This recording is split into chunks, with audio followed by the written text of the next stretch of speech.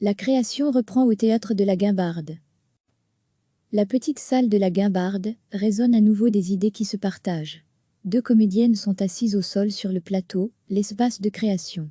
Elles préparent une pièce pour les petits de 1 à 5 ans. C'est une évocation du travail des femmes dans le village de Tiébélé au Burkina Faso, explique Bérénice Leclerc. Chaque année, elles peignent leur maison, et on va refaire vivre cet instant, avec des gestes et des chants.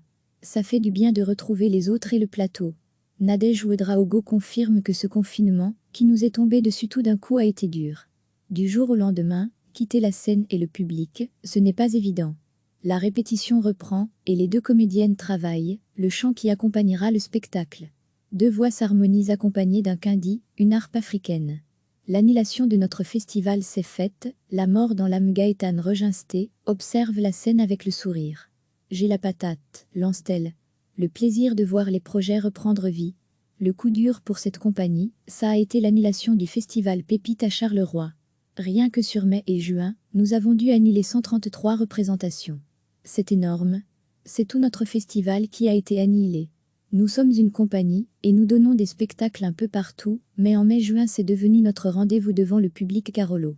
Cet été, grâce à un subside de la ville, le théâtre de la Guimbarde enchaînera les représentations en plein air dans les rues de Charleroi. 15 000 € qui serviront à payer les cachets des artistes. Ensuite, ce sera les créations avec, comme objectif à nouveau, Pépite en 2021. La petite salle de la Guimbarde résonne à nouveau des idées qui se partagent. Deux comédiennes sont assises au sol sur le plateau, l'espace de création. Elles préparent une pièce pour les petits de 1 à 5 ans. C'est une évocation du travail des femmes dans le village de Tiébélé au Burkina Faso, explique Bérénice Leclerc. Chaque année, elles peignent leur maison, et on va refaire vivre cet instant, avec des gestes et des chants. Ça fait du bien de retrouver les autres et le plateau. Nadège Ouedraogo confirme que ce confinement, qui nous est tombé dessus tout d'un coup, a été dur. Du jour au lendemain, quitter la scène et le public, ce n'est pas évident. La répétition reprend, et les deux comédiennes travaillent, le chant qui accompagnera le spectacle.